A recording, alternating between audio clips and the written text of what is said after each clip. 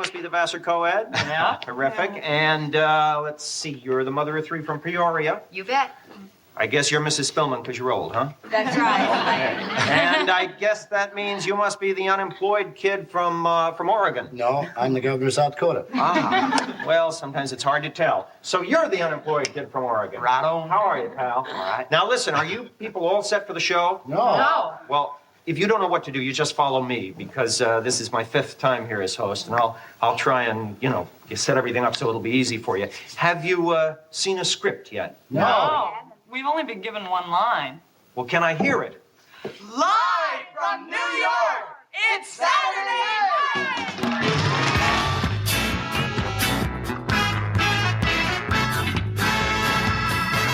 Hello and welcome to the Not Ready for Primetime podcast. We're Dave, the unemployed guy, and the governor of South Dakota. And you're not. This week, we're talking about Season 3, Episode 6, with host Buck Henry and musical guest Leon Redbone. This show originally aired on November 19th, 1977. Brad! Buck makes the Five Timers Club. Buck Henry, the first member of the Five Timers Club.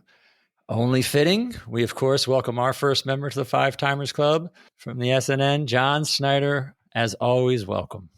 Thank you so much. So excited to be here. And thank you for the jacket. You got a big A on the jacket. I don't know what that stands for, but happy to be here.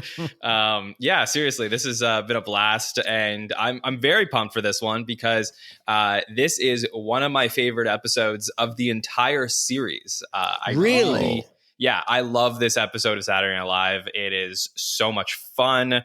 When I first watched the show all the way through and I got to this, I didn't even know that this happened. Like, I didn't know everything that we're going to talk about tonight ever occurred. And I'm, in addition to being an SNL fan, a huge reality TV fan. So this hit me on all the right levels. So I can't wait to dive into this with the two of you. Oh, this is going to be interesting then. All right. This is a great place to have you then, John, because I'm very excited to talk about this being your favorite episode. I think we've been kind of wading into the pool here in season 3, and we've had a couple of great moments and a great episode, but to this point, we haven't had everything we wanted. God damn, that Charles Grodin episode was good. Yeah, that's a classic, but it's a whole different one. I'll just clarify. This isn't my favorite episode of the series. I have episodes of SNL that I do prefer more than this one, but I'm saying this is definitely one of them. This is one of the more unique episodes of the show, even more so than the Christmas episode, which you guys will cover in a few episodes. I just think that this one breaks format and is so interesting in a different way. So for me, this is very exciting to be here with both of you. We're happy to have you here. We're happy to see Buck again because I think seeing Buck is always fun and you never know what you're going to get with him either. But this was definitely a unique episode in that they bring in the 5 finalists for the Anyone Can Host contest. And they play a pretty big part in the beginning of the show. And then throughout the show, we get them too. So it's not a normal show. It's a very different show, like you were saying, John. Yeah, they're in this the whole time, like you said, Gary. And actually, they were in more. There were a couple other sketches I know through Dress that they were originally supposed to be in as well. So I think they were originally supposed to be featured even more, if that's imaginable. And I just find it really fascinating when this occurs in SNL history, because when I was last with you at the end of season 2, I said that this is sort of the end of an era and the beginning of a new one, even though we're still in this original era of the show.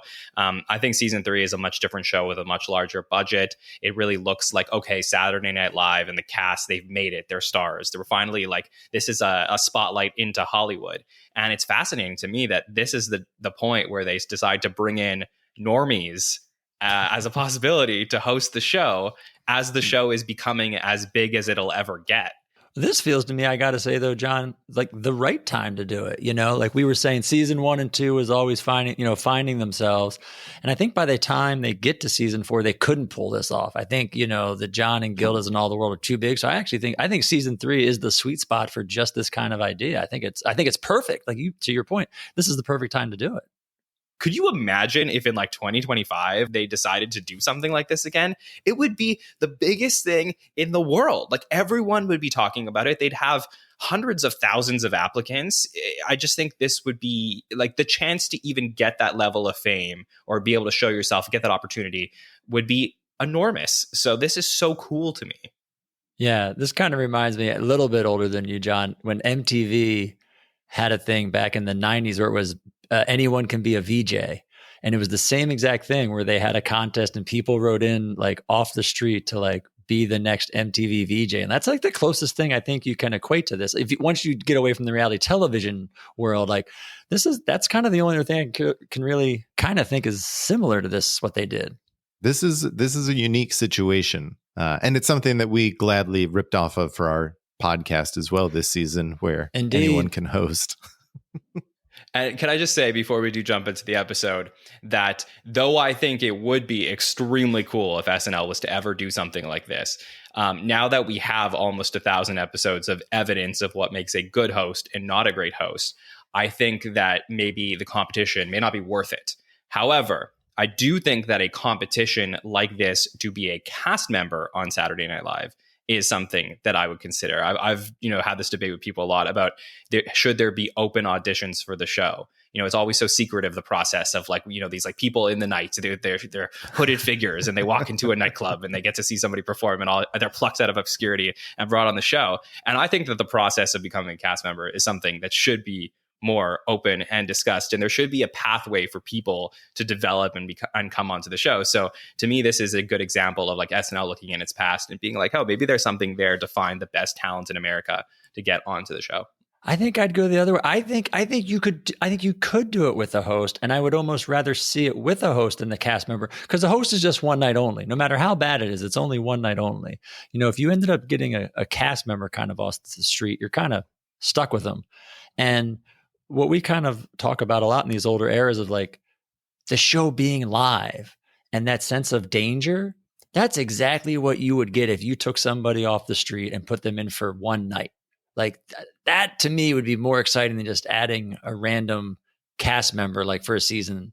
As I know what you're saying, John, about pulling back the curtain. That's also it's a decent thought. It's an interesting idea. But I think to get back to kind of like the essence of SNL and like living dangerously on live TV, pulling somebody off the street to host for one episode is exactly what they should do.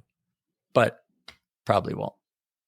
I'm really interested to meet these 5 finalists and get into it. And I was excited to do that. So should we just get into this episode of the show? Let's do it. All right. So the cold open starts this week with a special announcement letting us know that the Waltons Eat Their Young will not be seen for a special program. I'll give you 2 guesses where that came from. You probably need one. And we start with Garrett and Gilda in the locker room talking about the 5 finalists. And Garrett's asking Gilda questions about the 5 finalists. And basically he just comes out and asks if any of them are black, because Gilda says it's a good cross section of America. And when she says no, Garrett is, rightfully taken back. And then Neil Levy comes on and brings the 5 finalists to show them their lockers and introduces them all to Garrett and Gilda. And immediately, Miskell Spillman gets a huge reaction from the audience. And it just kind of was like, oh, yes, she stole the show right away. And then Buck comes on and he introduces himself and starts asking them if they need any help. Can I ask you two, were either of you afraid of horny Buck when he immediately asks which one of you is the co-ed? Yeah.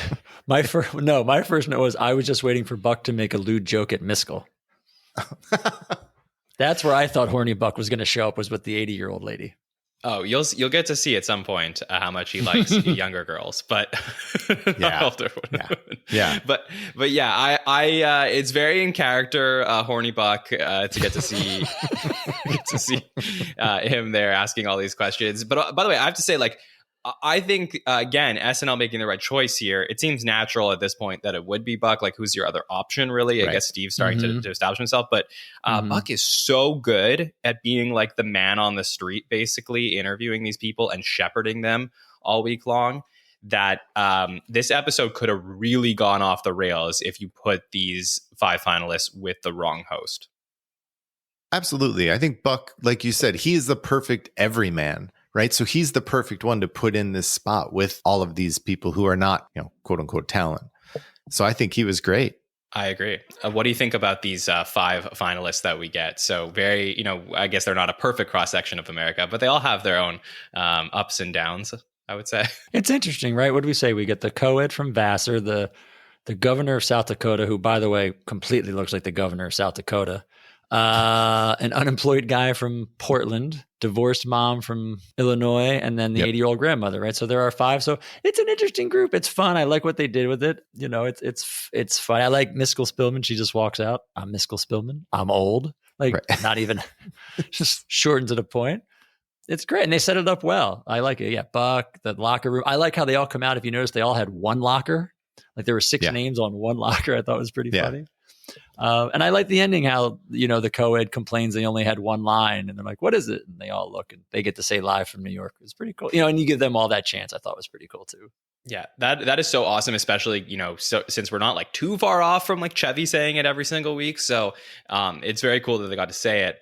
I would say that you know, in a way, the fatal flaw of this episode is that, you know, from the moment the episode starts, who's going to win the contest. So, you know, like even if you didn't even like look forward in SNL history, you're like watching this and you're like, okay, the others don't really have a chance here. Right. So you sort of have to like convince yourself that they do to be able to enjoy it as much as you can. But there was I don't feel like Miskell, even off the bat, shows like that there's much competition, and we're going to get into even more from her. But the crowd applause, just as she says I'm old, is already like so much better than everyone else's. It's so loud. Her response, it's incredible how much different it is than everyone else's response. I wonder if they noticed that in the dress rehearsal, because like I said, I don't know how much we'll talk about it, but there were at least, I think, 2 other sketches that these finalists were supposed to be in, one of them in the BE costumes. And I wonder if they went through dress. And to your point, Gary, they were just realizing the reaction she was getting. And by the end, maybe it was even more obvious, John, that she was the person, and they wanted to take the finalists as a group out of the episode more, so it wasn't as obvious that this woman was going to win. Because I think she won by like, well, spoiler alert, but I think she won by like 15 or 20,000 votes. Like it wasn't like it was close. Honestly, after watching this episode, I thought it shouldn't have been close because she was charming from the get-go. Like she was just, she came in and she just was straight up with it. I'm old, and in a fun way that you were like, I love this lady. Yeah. Yeah. I mean, I think also, like, as you're about to see, I think there's like a couple of them who take themselves out of the running very quickly. So it's pretty obvious that the options are not so great here. Yeah. Well, especially once we get into the monologue here and we actually get to introduce them and learn about them a little bit more. I agree. Right. So for the monologue, Buck comes down the stairs and all of the 5 finalists follow him in tow, and they come down the stairs, and Buck says that they will eschew the normal monologue and give the 5 finalists time to introduce themselves. So we do that. And John, to your point, some of them right off the bat, you know that you don't want a full episode of this person. Yeah, I think it's fair to say that the 2 that are out of the running, like if you're just watching this live the night of, you're like, okay, there's no way I can vote for Turkey Man, David Lewis, because that to me, I think he's like bottom of the barrel. And then I think as nice as the governor is, he very clearly has no interest in being there. No. So those 2 for me, let's throw them out. I would even say the mom too. She was very nice, but I couldn't see her holding up. So I think at this point you're in the monologue, you're down to the co-ed from Vassar and the 80-year-old grandmother are your top 2 contenders. I just enjoyed how Buck, I could tell right away that Buck was feeling the same way I was about the Turkey Man. He was just he was done with it. He's like, all right, go back, step back. Yeah, it sounds like a Mark McKinney character at the Turkey Man. Well, this is where I felt it really in the monologue, to John's point of like how good Buck is of this. And like the fact that like what it means to the show that Buck is the one who comes out and he's using like we have these people and we're doing this. Like it was like no one else, to John's point, could pull that off and be like the we that he did. And I don't know too, even before that, like there's just something so comforting about watching Buck Henry walk down those stairs and out to home base. Like you just feel good. Like, you know, you're in for a good time. Like, and again, like you said, Gary, this is not a funny monologue. It's just Buck introducing everybody. It serves its purpose, but like Buck was really good at it. Like he was really good at talking to everybody and interacting and like holding court. Like he did a really good job with this. Well, it's like those Gary Weiss films we've seen with him, right? Where he interviews real people and he does a nice job with it because he's able to just be a real person, right? He's the everyman that we want. Major difference, though, is that this is happening live. And I think that, I'm not the authority on what it means to be a great everyman, but I have had a lot of experience emceeing events and doing red carpets and stuff like that. And I just know that like being on the ball like that, doing the back and forth with people, almost, making them, people who probably have never been on television before that are not so comfortable, and then disarming them and disarming the room is a skill that Buck Henry has and not many other people do. So it goes to show you why he's such a great host. That's a good point. Yeah. We should say that the monologue, as we said, all about getting to know these contestants. We mentioned it in past episodes. John on SNN does a really cool thing, SNL Stories. John, give us a couple minutes. You actually had one of the finalists on recently as a guest, right? Yeah, so this is probably in the summer of 2023, but a dream interview. This is something that, like, since I started podcasting, I was like, could we find one of these people? Like, I don't know how many of them are still around, RIP Miskell, but, we were just trying to find any of them. And, one of our podcasters, James Stevens, found Connie Crawford, the freshman from Vassar, who is still around, and she's doing great. She's like a drama teacher and wanted to come and talk about it. She never did an interview really in full about her experience. So we got to sit down with her for an hour and ask her about everything. And I just had the best time asking her all of these questions. She talked about the postcard she sent in, and I think they said in the monologue there was about like 150,000 postcards that they sent in. So crazy. And hers only had 2 words on it, which I don't know if do you remember the story? Yeah. She talked about how she was dropping acid. This is a very 70s story. How she was dropping acid at school, and she was with her friend, and they had this idea, like, what happens if all the postcards were alive? And she decided to write on the postcard, "Free me," as if the card was alive. And I guess that was good enough for somebody at NBC and SNL to choose her as one of the 5 finalists. Yeah, but if anybody out there is interested, check it out. It's a really fun interview. It's a really great show they did. Thanks. Well, John, you are our Buck Henry correspondent. And so with that, Gary, John, you are our Buck Henry. Let's stop it there. You're right. I'm sorry. Thank you. You are our Buck Henry. Badge of honor. Would you do us the honor of announcing the 5 finalists for the Anyone Can Host the Not Ready for Primetime podcast contest?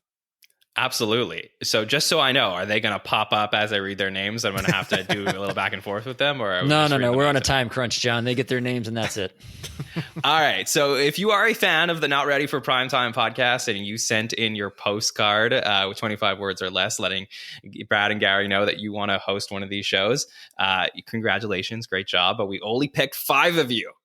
And the 5 people who are 5 finalists for this contest are, number 1, Casey Killingsworth. Number 2, Mindy Laff. Number 3, Craig Weller. Number 4, Neil Weinstein. And last but not least, at number 5, Christopher Tyrell. Congratulations. Awesome. Congratulations to all of the finalists. You have already heard from us. Listeners, stay tuned. We will announce on our next episode who our winner is and who will be hosting our Christmas episode, which also happens to be the Anyone Can Host episode. Well, I really hope that whoever wins is an 80-year-old grandmother. We can only hope. Well, after the monologue and the 5 finalists, we finally move into our first bit of comedy for the night. And it's a classic all-time commercial. And Brad, as soon as I saw this, I was like, oh, this warms my heart. So I can only imagine how Brad feels seeing a classic John Belushi Little Chocolate Donuts commercial.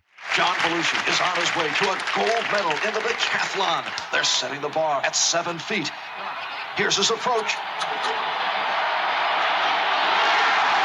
And he got it! Belushi's won the gold. Now he's going for the world's record. He's making his move. They're in the final turn. He's kicking it in. He's got it. A spectacular time. A new world's record. Unbelievable. What a day for John Belushi. I logged a lot of miles training for that day, and I downed a lot of donuts. Little chocolate donuts. They taste good, and they've got the sugar I need to get me going in the morning. That's why little chocolate donuts have been on my training table since I was a kid. Little chocolate donuts. The donuts of champions. I mean, this is a perfect sketch. I'm just going to throw it out there. I don't know. I would put this up against any pre-tape bit they've ever done. Commercial parody, whatever you want to call it. I think this is genius. I love it. Is it because of Marv Albert is the voice of the commercial? That Marv Albert returns, that doesn't hurt. No, it's good. It does It's not. classic 70s. The John Belushi training for the decathlon, winning the gold and cutting to the end, and little chocolate donut. It's one of the greatest visuals I feel like of all time of SNL, where he reaches out for the little chocolate donuts, cigarette burning in his hand. And they've been on my training table for years. So good. Yeah, to me, this is an all-time classic. Absolute. When you go back and you think about the greatest commercials in SNL history, this has to be there.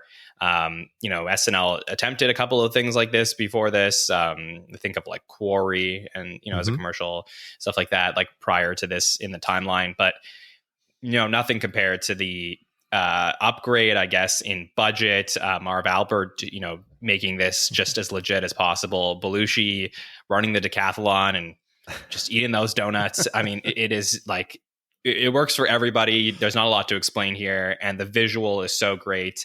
A lot of people forget that this premiered in this episode because of the, contest that was occurring, but it's just a part of a really classic episode of Saturday Night Live. And I think to this date is still one of the greatest commercial parodies in SNL history. I also got to shout out Franken and Davis for writing it. Yes. Franken and Davis are writing it. Shout out to Tom Davis and Neil Levy for being in it and running Yes, as John runners. passes him. It was for the super fans. It was good to see those guys in there. Well, it's a Buck show, so the first live sketch after the monologue has to be a samurai. And this time we have the samurai psychiatrist. So Buck is on the couch and John is his psychiatrist. They are talking about the Oedipus complex, and Freudians only care about sex and cocaine, which was a funny joke. And then they did some free association, which I thought was brilliant on John's part because Very funny. Buck asked him to repeat himself a few times, and he does. And he said he's uttering these gibberish basically, and he does it perfectly. Repeats himself. White. Cold. What was that? Oh, down. Cat. Princess Anne. Wait a minute. You said Mom, and I answered Princess Anne. A logical response to Mom would have been Dad, but I said Princess Anne, which was my father's nickname. I thought it's great. Like I think by this point, I think we're on the 10th samurai sketch. We're in stale territory here. However, there's a couple things that really elevate this sketch for me. One is we get the gag of him, feeling like he has to kill himself, except he actually does kill himself this time. And I think that brought it to a whole other level where it's like, oh my God, is this the last time we're ever going to see the samurai? Spoiler alert, it won't be, but still, there's something there. I think the Citizen Kane reference, like there was things here that really did work for this one. And, when we were talking to Connie Crawford, she mentioned that she was there during the week watching rehearsals and watching the writers. And one of the most fascinating things that she got to see was the rehearsal of this sketch, where there was written lines, but there was also room for improv, where Belushi and Buck could just go on for maybe 20 minutes, and the entire studio was fascinated to watch as Belushi would just make stuff up and Buck would just follow suit, and they would go back and forth with each other. And that is why it's not like SNL, oh, we're just going to do paint by numbers, Buck is coming back. It's the fact that you had a host that plays really well with this cast member, and this cast member's ability to perform and just keep it up and keep it going they had to do it and had to keep going. And I really do love this version of this sketch, even though it is late in its run. I think that story really, to me, you know Belushi's brilliance as a performer, but that really speaks to how Buck can keep up with him and keep up. I mean, he keeps up with everyone most of the time that he's on screen. And I feel like he's so underrated, but he's brilliant. He's great in this. I mean, I what I liked most about this, and I don't think we'd seen this a lot in these sketches, is John's very good, but I feel like Buck does the heavy lifting in this scene. For the first time, Buck's doing a lot of the work, especially for the first half. I agree. The last time or two we've seen this, it was a little stale. John wasn't doing a lot of things new. He had a little bit of a funny gag when Buck mentioned him, reminding him of his father, and he pulled his pencil out to smoke on a pipe. But a lot of it was Buck's dialogue and Buck carrying it until they got to that word association. And then, as John was mentioning, just watching them go back and forth, like no one else can do that. That's just the two of them with what they do is just so much fun to watch. And then at the end, as they finish up, and I'm like, okay, where's this sketch going to go? And Buck starts to call him out on it. Like, I've been wasting all this time and money and you've been a cheat. And John pulls the old, I'm going to get my knife out, Harry Carey. And then Buck's going to let him do it. And I'm like, this is great. Like, this is like, finally, they're turning it on its head. This is going to be so cool. Like, what are they going to do? Like, I loved that fact that Buck was going to let him go ahead and do it. And then he does. And they have him, rigged with a styrofoam belly pad, and the knife sticks in his belly. And then it was just really fun. I just really liked that. I thought it was a great payoff for the audience to have an ending you weren't expecting, because you've seen, like John said, this is now the 10th time we've seen this. They've all been pretty much following paint by numbers. You know how they end. To totally throw this as a different ending for the audience, I thought was really cool.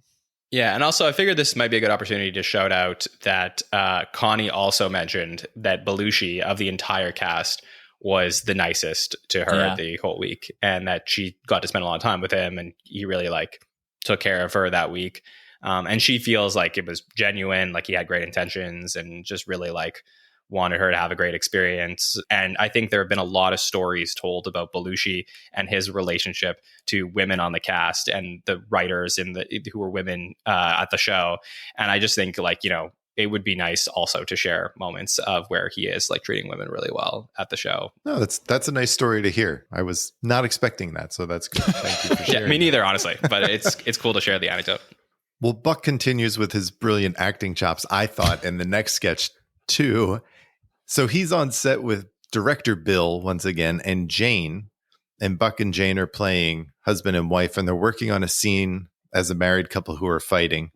And Buck is going to take the baby and argue or get angry with the baby. And then they have to bring in the stunt baby. Speed, rub-a-dub-dub, 3 men in a tub, and action. Yes, sir. They have a car stop at Hammond Ranch. Michael Bryant here first. I'm sick of watching the same old thing. Be quiet. Can we ever go and see a movie? I said shut up! We never go anywhere! I told you we can't afford a babysitter. Now look what you've done. Can't you shut that kid up? I'm trying to watch TV. I can't take it any longer! Put that thing back on. I should never have married you! For once you've said something that's right. Will you shut up? You little brat. You're driving me nuts. Shut up. Shut up. Shut up. Cut. Good. Okay, bring in the stunt baby, okay? Well, that was sensational. Perfect, Howard. Thanks, Bri. Thank you. Can we take a look? Oh, beautiful. Perfect match. Thank you, makeup. Thank you. I thought this was great. Bill, again, as the director in that director role, is fabulous. He's He good. does it. And then both Buck and Jane, as the married couple, they start fighting and they just take it right up to 11. I thought they were both excellent. This is, as John has mentioned about, it's still only season 3, but it's almost like season 1 and 2 were another era. This kind of felt like me almost like an old school sketch premise, because this is a short sketch and the only premise is to have a stunt baby doll that Buck beats the crap out of. That's all this joke is, but it's hilarious and it's really funny. And you know what? I don't know about you guys, but when they started walking through it, you realize what was going to happen when the baby was going to come in, and they have that really big, obnoxiously openly wide window behind them. Yeah. I was like, he's going to throw that baby out the window. And sure enough, Buck takes him, pounds him, throws him into a grandfather clock, beats him across the crib a few times, and then tosses him out the window. John, were you as captivated by Buck's performance in this sketch? Oh, definitely. This is a little bit of a hot take, but in an episode with Little Chocolate Donuts, samurai sketch that was very good, and my fascination with the Anyone Can Host contest, this is my favorite segment of the entire show. Really? I mean, it is good, but oh my God. I love this sketch so much. It is the perfect length, and I loved every minute of it. I think it's like the right amount of danger where obviously it's not a real baby, so you're watching at home and you're not horrified, but like you're sort of like going, if you dive into the world of the sketch, you're like, this is absolutely crazy that there would be something like a stunt baby. And I think that the voiceover of, you know, the way that they time it really well, like the timing on the voiceover, especially as they're like dragging the baby like through the bars, and you just hear like the start and stop of the voiceover, like there's almost choreography to this sketch. And that is why I think it is so well done. It's one of those sketches that like really is so like original era of the show. So I love your points on it. And I think it is a brilliant piece. It's one of my favorite sketches of season 3, actually. Yeah, it was one of my favorite sketches of the night for sure. From there, we get our first appearance of Dan of the night. So he is talking about the AMOA sanitizing process. This whole bit is just Dan doing voiceover on photographs of motel rooms being sanitized between guests by a few different people, but especially by Garrett in drag again. Yeah, I had that note. Was that Garrett in drag as a maid? It was. Yeah, it was. The whole thing kind of threw me off that it was photographs of all of this happening. And there were some funny things in the photographs, but I wasn't sure why it had to be photographs. Maybe for sanitary reasons. Look, there's a lot of things I love about the original era of the show. If you're going to tell me that we're going to get a Dan Aykroyd pitchman character in this episode as well, I'm like, that's the cherry on top to everything. But this was what do you mean? You don't think it was pitchman-y? I did not like this at all. You like this one? Why. I kind of everything Gary said. I didn't think there was anything there. It was kind of weird. I got taken away that it was all just voiceover over the pictures. I didn't dig it. I didn't like it. I thought it was really weird then, even though they were using pictures, that they had to put Garrett in drag as a maid. Like it's season 3, they couldn't find an African American woman to be like, there's just so much about this. I'm just like, why are they doing this? Like I struggle to even call this filler. Interesting. Yeah. No, I mean, it goes without saying, nobody likes what they're doing with Garrett. The two things that Garrett's have in this episode have been absolutely abhorrent. So yeah, I totally like, and I'm just saying, like, not that I don't think that to clarify, I don't think that what he said in the cold open was bad. I think it's good that he pointed out that there was a lack of diversity with things, but it's just like the fact that these are the two things that we got in the show is crazy. No. But Garrett aside, I didn't dig this. I believe this was a Tom Schiller piece, which I would not have guessed. Who's in the sketch, by the way? With Dan. Yeah, who's in the sketch. Yeah. But I think you know what it is? I think if Dan's going to be pitchman, I want to see Dan. I don't want to hear Dan over a bunch of stills. I think that's what got me. It felt kind of like I got robbed. They were setting up a Dan pitchman, and then they pulled the rug out from under me, and I just listened to Dan talk over photos because I didn't think the photos were all that humorous myself. Yeah, I just think if anybody else is doing this voiceover besides Dan, this sketch does not work. But the fact that like Dan sells it to me way more than anybody else could. I did like when they were sanitizing the toilet paper roll and they were just dousing it with water. That was the one that made me laugh. That was the one? That one got you? Okay. That was the one that got me. But also, I don't want to skip over the fact that the concept to me is interesting enough, right? Like to bring an entire sanitization team to every hotel, every motel room, which is something that wouldn't be done. Like I think is like there's a lot of comedy to mine there. So I kind of understand, Brad, that maybe they didn't execute, maybe the format wasn't perfect, but I do think that this like at least got a couple steps out the door. Dan Aykroyd can do no wrong with John Schneider. Oh, wait, just wait. He actually can do wrong. I'll tell you what in a bit. Oh, right. We have Weekend Update still. Yeah.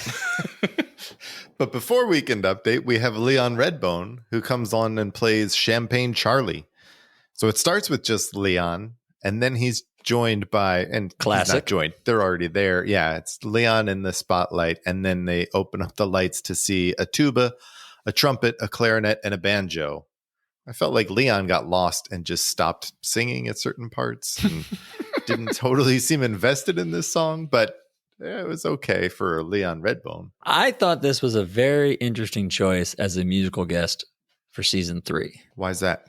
Well, it's Leon Redbone. Like, we've discussed, he's been on twice in season 1. He wasn't at all on last season, but I feel like, this season they started making those strides with bigger guests, your Jackson Browns, your, Libby Titus. Libby Titus. Ray Charles is on, Taj Mahal. Like, you're getting kind of hipper. I don't know.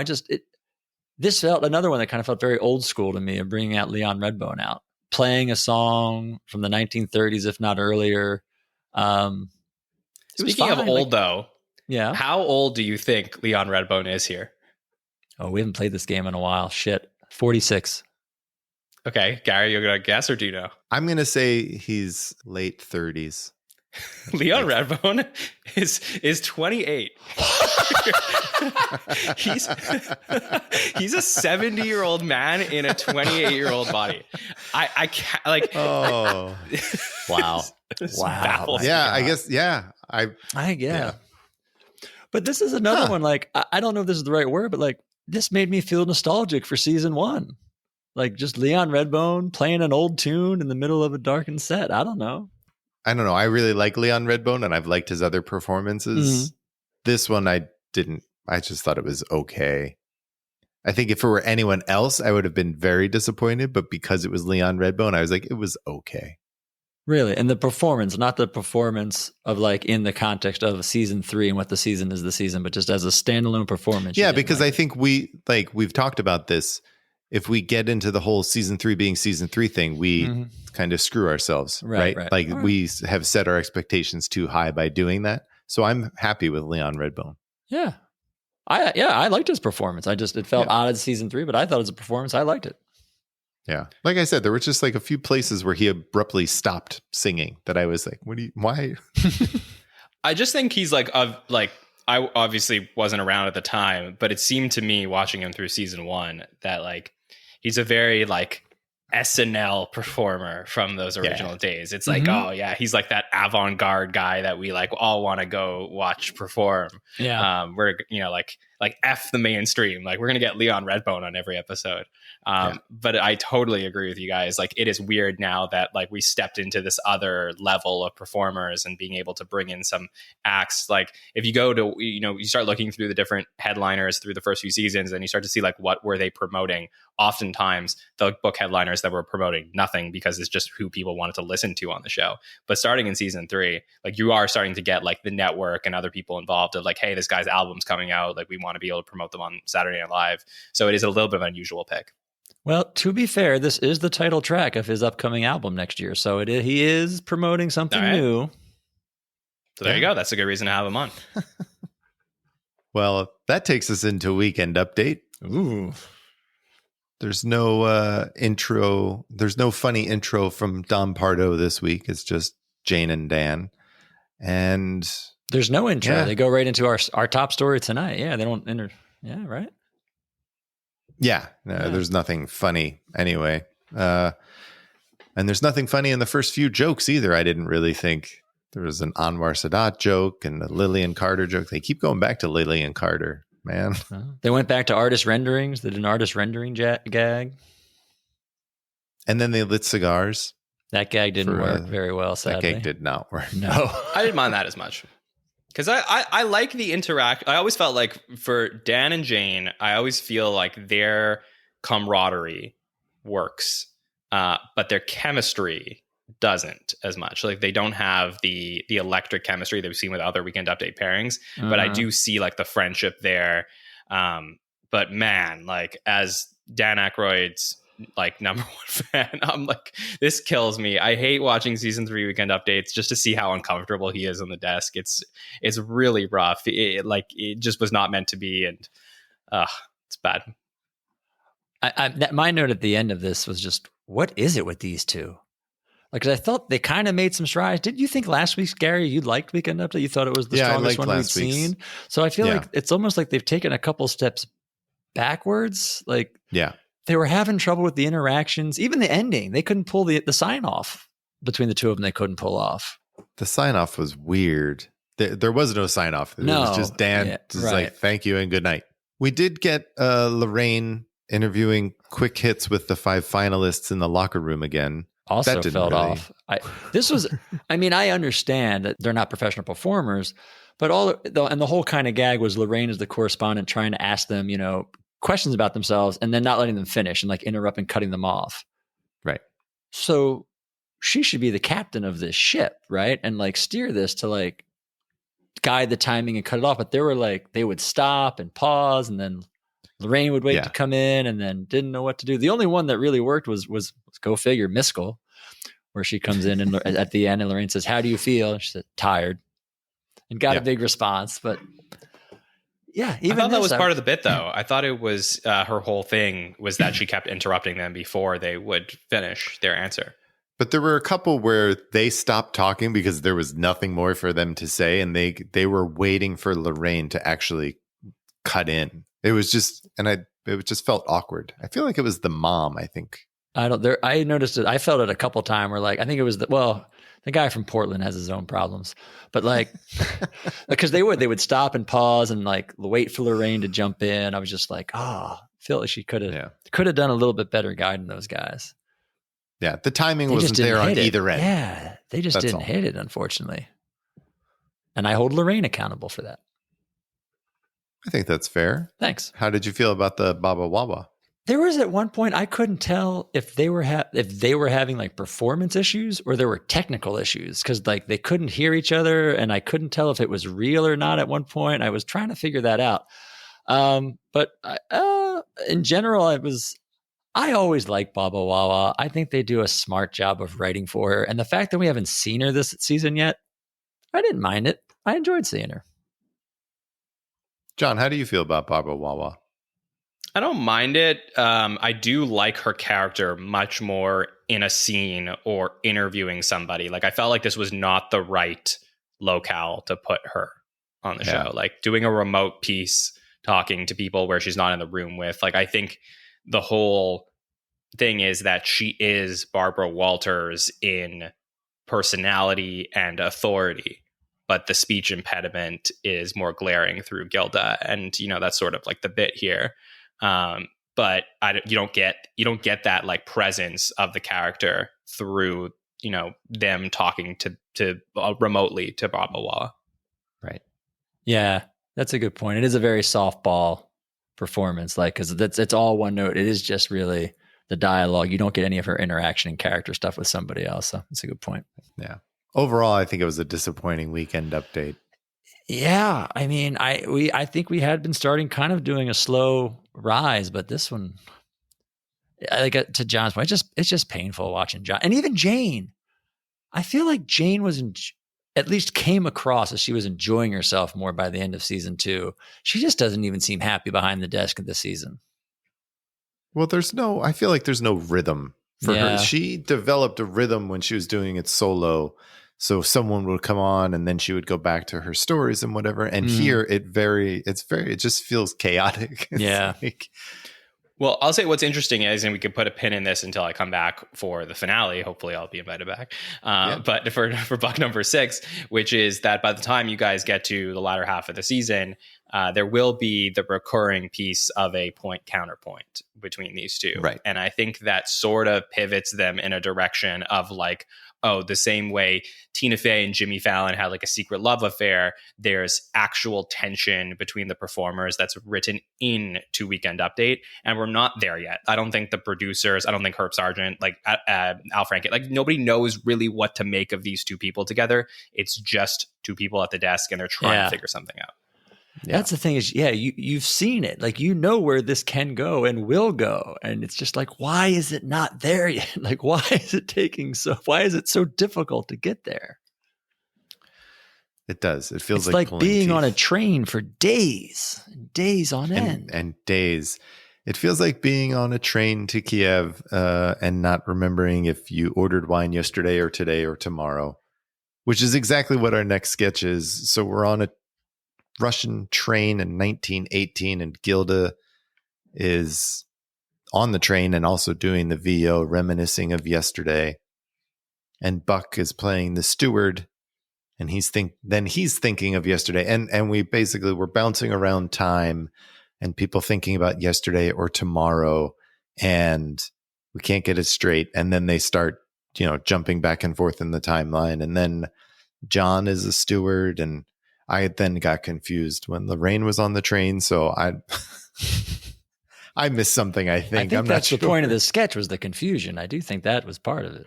I don't know. This whole sketch to me felt very it kind of felt like the beginnings of something that they didn't flesh out, and then they just threw it on screen. So I did not like this sketch, but I agree with you. It had the beginnings of something. And what I think were the beginnings was that every time that they switched days, they had to move the characters around, except for Gilda, who sort of stays in the corner. They had to move some of the extra characters around to switch over very quickly in this live scene, because it's not a pre-tape. It's a live scene that they're cutting to, okay, now Lorraine's there, now Buck's there, whatever it is.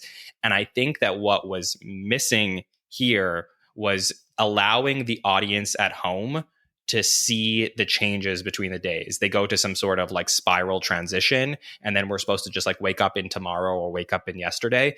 Whereas if we saw the struggle almost change, some sort of I think Jimmy Fallon does it sometimes with costume changes, where he runs back to his desk and he's just out of breath after he just took off a costume. I think then you get the audience to buy into the changes, but it didn't click or come together for me in the way I wanted it to. Yeah, same way. I wasn't really sure what the sketch wanted to be. I think you guys kind of maybe hit it nail on the head there of it. It wanted to be something and just didn't get there. It's never good if my only notes on the sketch are, I do always love seeing John clean shaven after he plays the samurai earlier. That was my note, followed by his one line when he was the other steward, and on day 4, whatever, instead of Buck coming in and offering the wine, it's John, and Buck's like, what are you doing? He's like, I'm on today. This is my station. No, you're tomorrow, yesterday. And they had a little fun with that time jumping thing. But yeah, I agree. I don't know where this was trying to go. They were trying to go to Kiev. Oh, right. She did say that 5 times. Tomorrow. Well, they used that soft focus for this entire sketch as well, which was kind of weird. But I think it was trying to help what you were talking about, John, of maybe trying to move people in and out and make it less obvious. But then they kept that soft focus on Mr. Mike when he comes on to introduce Mr. Mike's Ricky Rat Club. It was very odd. I also kind of find it odd that Mr. Mike came on to introduce the Ricky Rat Club. Well, as we said, O'Donoghue's been he's going to have issues this season. He's, his tenure as lead dog is on the way out. And I thought most funny about this is, even Michael O'Donoghue is now buying into the reoccurring characters. But this is the 3rd week in a row now, 3rd episode in a row we've seen Mr. Mike. So it's and this is kind of the only way he's really getting a lot of his pieces in now is playing Mr. Mike. I don't think a lot of the O'Donoghue written pieces are getting in as much as they used to. So he's like, well, how can I get Mr. Mike on? It just seemed like an odd way to get Mr. Mike on. That's all. Yeah. Right? Because it's not a Mr. Mike fairy tale, but no. And I mean, if you take Mr. Mike out of the intro, it's just a sketch. It is. I should say the sketch is a take on Mickey Mouse Club, obviously. And it's the entire cast and Buck. Buck is kind of the lead Mouseketeer. He's hosting the whole thing.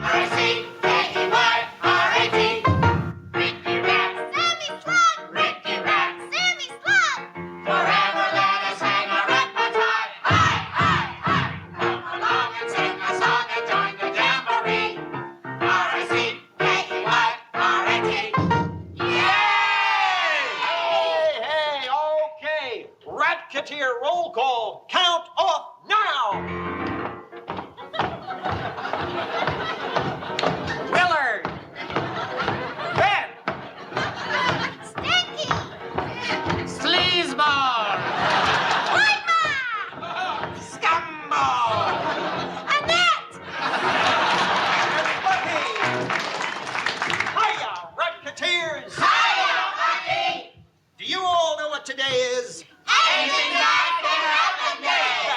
right, Ratketeers. And why do we have anything bad can happen day? So something bad can happen. That's right. And why is it good for something bad to happen? Because real life is full of horrible things, and the faster we learn to like it, the better.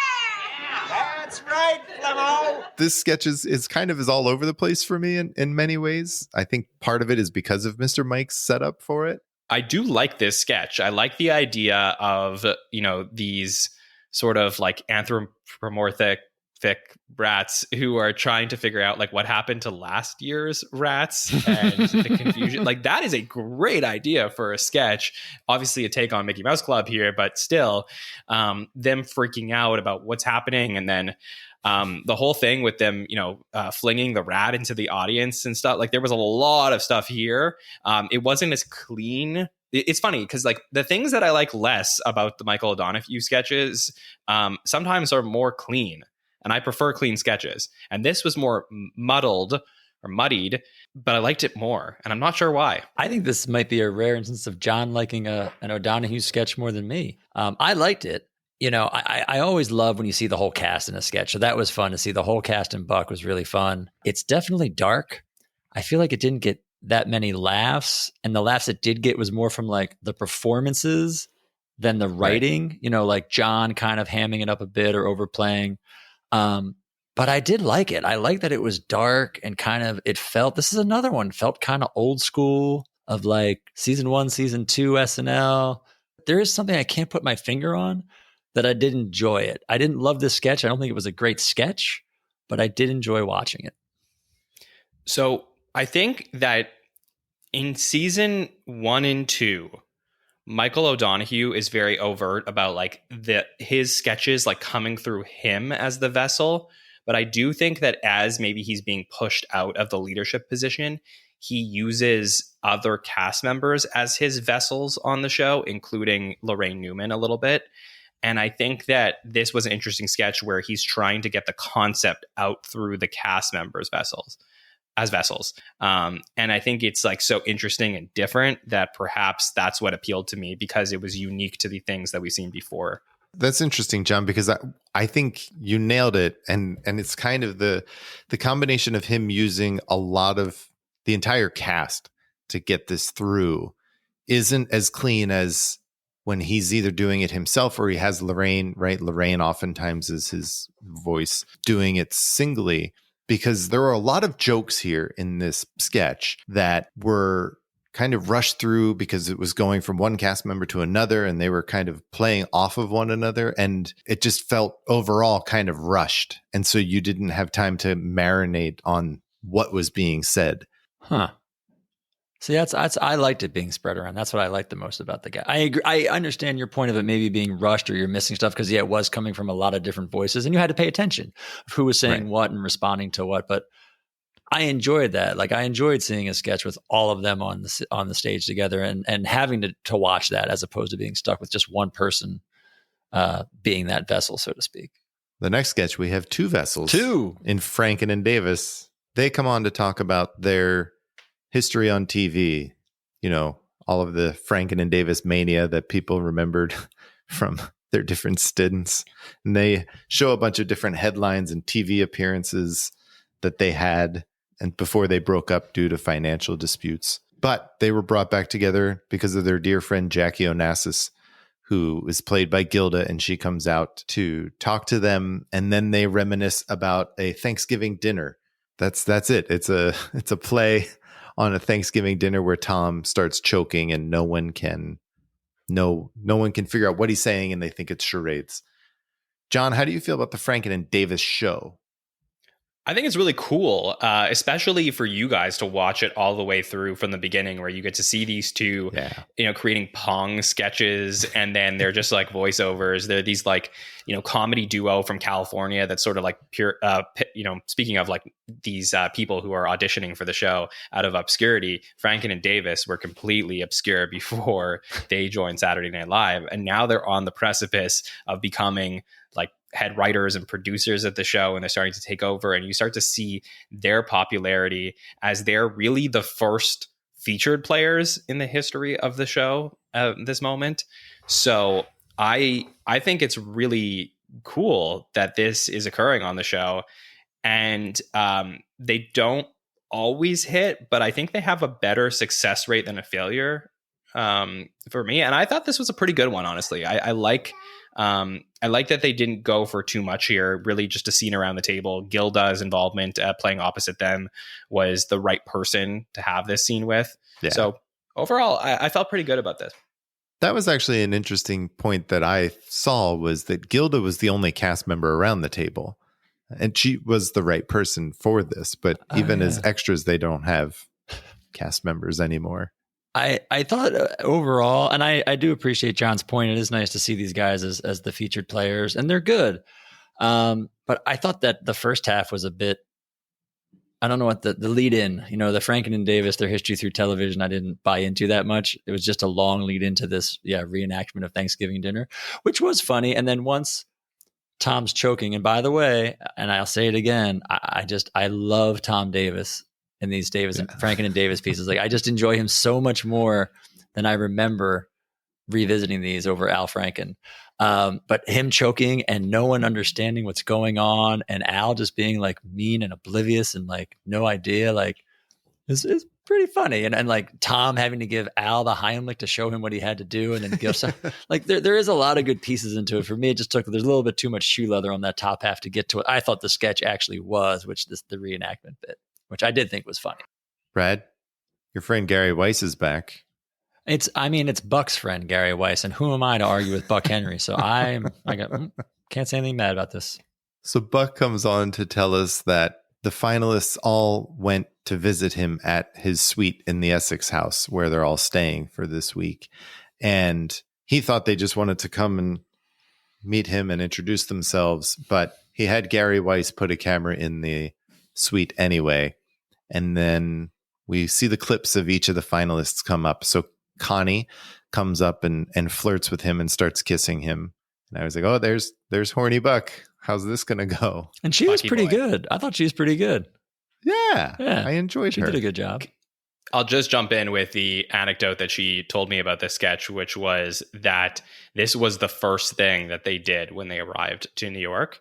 They went right to the hotel, filmed this Gary Weiss piece, and basically Gary was sort of giving them directions about things that they wanted. And the conversation went something to the effect of, you know what we want from you.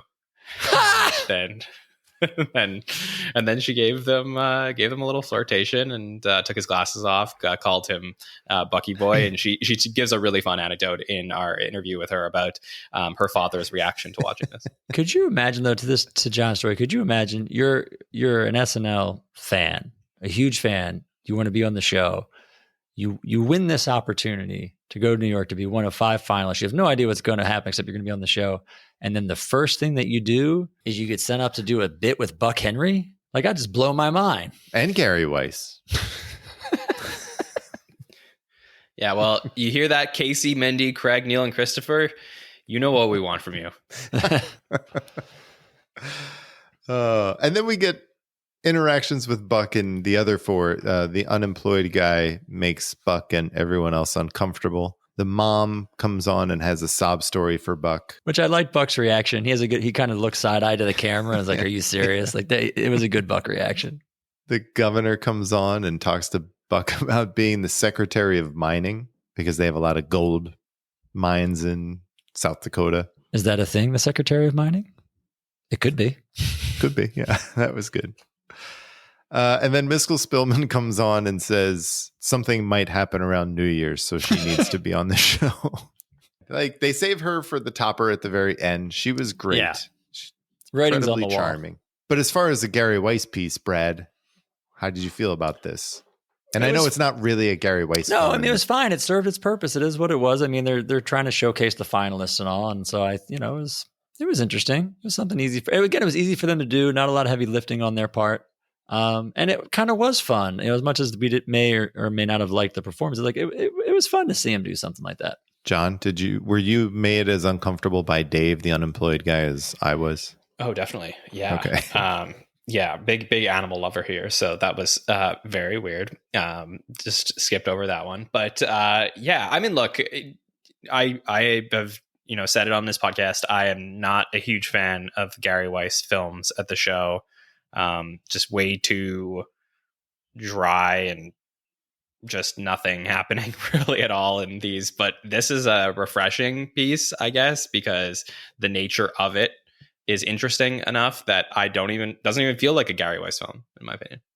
Yeah. No, it doesn't. From there, we go back to our friend Leon Redbone, who plays Please Don't Talk About Me When I'm Gone. I enjoyed this piece more than I liked the first piece. Really? I did. Huh. Yeah. I think it was the washboard. Could have been. I did notice that. Actually, that was actually pretty good. That guy was good. I thought you would just be bummed this week because you didn't have one of your stellar bassists we've been having for like 4 weeks in a row. We got the washboard instead. Yeah. I don't know. It's another Leon Redbone tune. It's fine. This one, I agree. This one, I was like, it is what it is. Leon Redbone, nothing. Yeah. But after it, we get another Schiller's Reel. This one, Life After Death, interviews with people who have all experienced the same thing. And you're sure this wasn't the Gary Weiss piece? I'm legitimately having trouble remembering this right now.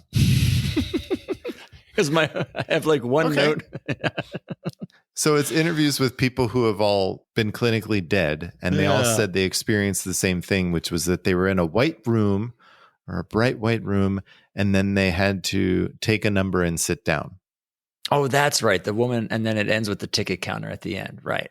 The number counter, right? John, do you remember this piece? I do, because besides nobody's potentially hosting SNL, I think one of the most interesting things in the world is the idea that somebody could have died but is still living, and then to find out what happened to them, right? Like, it's the question we all want to know, like, what happens, right? And they could not have found a more boring way to explain it to us. So that was rough. It was really rough. And I am a big fan of Tom Schiller. And the pieces that he produced on the show. This is not a highlight of his. No. That's a show. That's it. That's our show. That is. The Good Nights come on, and Buck tells everyone how to vote in their TV guide back in the day when everyone had TV back guide. in the day. Yeah. The governor comes on and says he does not want to do it. He's like, this 90 minutes is enough. I cannot come back. And everyone comes on. The annoying guy was annoying to Buck again, which was funny. Oh, and don't skip over what he said. Chastity is a virtue overlooked by all of us. Because he's wearing the letter C on his sweater. Of course. Can I ask the question, is that guy for real? Because about halfway through the episode, I was like pretty certain that guy was an act. No? No one else? No. Connie said that she was pretty sure that he was real, and he was out of everybody the entire show, through everything that the entire week, and she said she had a blast. He was the only person that gave her the creeps a little bit. Yeah, I could see that. Yeah. No, I think he was real. Okay. And creepy is a great word for what he was. But he's just so weird. It felt like an act, but I don't know. Well, he's like trying to get attention. Yeah. Yeah, maybe. And of course, Miskell gets the best reaction from everyone again. And to your point, the writing is kind of on the wall. Yeah. Here. So, John, now that we've gone over the episode, can you tell me why it's one of your favorites? Is it because of it's so unique in the history of SNL? Yeah, super unique, right? Like the show that my friend Rich Tackenberg often describes Saturday Night Live as like the party that we're all invited to. And actually, like 5 of us were invited to this party, and we got to watch it play out a little bit. And that to me is just so interesting to watch. So between that and I think the fact that those are the 2 segments up top, and then really it's just like a cavalcade of really strong sketches for the next few segments after that, to the point of like, oh wow, this is like one of the hottest starts I've seen in the show. I just think it's really good and interesting. Would I say it's definitely not my favorite episode of all time. It's definitely not the best episode of all time, but it may be the most interesting episode of all time. We're 5 in. Where does this rank on the Buck episode so far for you?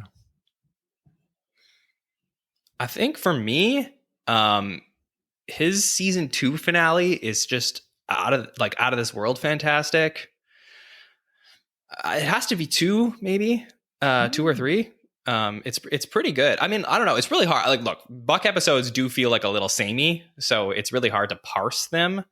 But I'll say this. Here's probably the best way to answer your question, is that For Buck Henry, this is probably 5 out of 5 because I don't think that he is like carrying the episode or like putting like sketches on his back the way that he does through all the previous 4.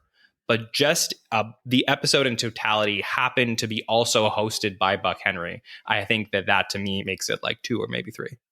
Well, he wasn't putting the sketches on his back, but he was putting the actual hosting duties on his back and the interactions with those 5 finalists. So that's where he did his heavy lifting, I think, in this episode. And I can imagine it's hard to do both. It's hard to be the host of the Anyone Can Host competition and then also host the show at the same time. And I did think he was brilliant in the Samurai Psychiatrist bit. He was great in that. Yes. But to your point, I agree. I think that's why for me, this was a very weird show because you just mentioned he's trying to host the show and host the contest, I guess. And so I did not enjoy that counterbalance. In looking at it, and especially since they do start out so strong, I almost wish they would have just let those finalists go after the monologue and do an episode. Because it was fun to see him, and you have the cold open, you do the monologue, here's our gag. And like John said, we had, boom, chocolate donuts, great. Samurai Psychiatrist, great. Like, could you imagine they kept getting hits like that throughout the night? It's been so much more enjoyable. And I probably don't give enough credit to the uniqueness of it that John does. Because I understand if you're looking at it as an episode and where it falls in the world of Saturday Night Live and like how many times have they done something like this, there is that difference, I guess, to take into account of. But yeah, between that and just the back and forth and a really mellow musical guest, which kind of was just had a weird vibe to it. Just the whole episode for me was just a little bit kind of out there, wasn't hitting. And Weekend Update. I mean, I feel like they took steps back in Weekend Update. I was going to say, Weekend Update's a big chunk of the show right in the middle. Mm-hmm. And especially in this episode where you start out kind of strange and slow with the 5 finalists, but then you have, to your point, John, you have those 3 sketches in a row that are phenomenal. And Stunt Baby. Yeah, Stunt Baby. And then you have Leon Redbone, and then you go into Weekend Update and you're kind of lost there, I think, in the middle of all of this. And it kind of, as a show, it makes it disjointed because you're kind of pulled all over the place, like Buck was, right? In his dueling roles. It's one of those shows that we do get every now and then where you could fall off a cliff. Like it is, the momentum is so high coming off the cold open into the monologue and then the next 3 segments and coming off of Stunt Baby that you're like, wow, this can be an all-time classic episode of Saturday Night Live. I don't think it turns out that way. I think it ends up being probably a good to above average episode. Like Brad said, depending on how you feel about the uniqueness, this could be something that you just bookmark as an episode you always turn back to. But for me, I am that type of person. If they had done the Anyone Can Host competition 5 other times, I'd be like, maybe it takes this special, episode out of the way, but they haven't. And that's why I love it. Yeah. And I think there was this kind of dual reality at one point because I think there's at least 3 known sketches that didn't make it, including a Conehead sketch that they had written and went to dress this week that didn't air. Conehead sketch, another sketch that was a big Lorraine sketch. So like Lorraine had 2 big sketches not make it. And then there's a sketch that I think it's a interview sketch that they actually postponed or they pulled over till next week. But so there were a lot more sketches. It'd be interesting to see like what that show might have been if it was a more sketch heavy show and less a Anyone Can Host kind of show. That to me is also a big mistake. Like obviously the logistics of the week, we don't know, we weren't there, but I think that this is an episode that needs recurring characters and it needs like big moments for the audience because you have to imagine that people are so excited to get to watch and see the 5 finalists. They've been hyping this up for 5 episodes prior to this that you want to put on, your biggest, best stuff. Yeah. Well, John, all that being said, what were your best bits? I got to start with Stunt Baby. I mean, what a, amazing sketch that was. If you haven't watched that one before, I'm so sorry we spoiled it for you, but to me, it's still worth the watch. Like go back and check that one out. Absolutely hilarious and well done. To me, it's like a perfect sketch. I think the Samurai sketch you got to go with as a very solid addition of that. But, I'd say if I'm going to pick 3, things that are my best bits from the episode. It's going to be Stunt Baby, Little Chocolate Donuts, all-time classic pre-tape, and then overall the Anyone Can Host contest, if I'm allowed to do that. I just think that, like I said, one of the more fascinating things Saturday Night Live's ever done. You're allowed to do whatever you want, John. You're our Buck Henry. Appreciate that. Thank you. Brad, what are your best bits? I mean, I lead off with Little Chocolate Donuts. I don't know how that is not your slam dunk number one. And Stunt Baby. That and Stunt Baby, I think, top two. That's, unanimous. Those were the two that I had as well. Excellent. Well, John, thank you again for coming on your fifth time. Enjoy the jacket. Will you? It looks good. It fits well. Yeah. Will you once again tell everyone where they can find you and all of your work? Absolutely. So we're doing some really fun things over at the Saturday Night Network. So during our regular season coverage, when SNL is airing live, we're there every single week to break down all the episodes. We have hot take shows immediately after the episodes air, roundtables and stats shows by the numbers as well. So full weekly coverage. If you're watching any episodes of this past season, season 49, go back and watch some of the stuff we are doing. But now that we are in the summer between season 49 and 50, I'm really excited about the things that are happening, including two separate podcast series that we have going on over on our channel, including a couple of things that I think are really relevant to what we're talking about here tonight with Buck Henry. The first is that we are beginning our countdown of the greatest SNL hosts of all time. We're counting down the top 50 hosts throughout the summer. So where will Buck Henry land on the list? I'm really hoping that the listeners did me proud and put him up top. So we'll eventually get to him, as we did the cast last year. So we're in the hosts throughout the summer this year. And then we're also releasing our new project that we've been working very hard on for a little over a year now as we head towards the 50th, which are 10 to 15 minute videos called Everything You Need to Know About Saturday Night Live. So let's say you don't have time to go back and watch 1,000 episodes of television before SNL's 50th anniversary. Don't you worry. We have videos catching you up, which will be quick summaries of every single season, talking about the biggest moments, playing some old sketches as well. So it's something I'm really proud of with the team over at the SNN that we're working on. So you can find those on our YouTube channel. Search the Saturday Night Network. You can find us on Apple Podcasts, Spotify, at the SNL Network, on all social platforms as well. And sincerely, guys, 5 times being with you. What an absolute honor. So appreciate you both, Brad and Gary. Thanks for having me. Thank you, John. Oh, thank you. Next week, we're talking about season 3, episode 7, with host Mary Kay Place and musical guest Willie Nelson. Until then, good night and have a pleasant tomorrow. Good night and have a pleasant tomorrow. The Not Ready for Primetime podcast is a 2 Pints Productions production. Produced and edited by Brad and Gary. Thought about by Brad and Gary. Please rate and review. Thank you for listening. We'll see you next time.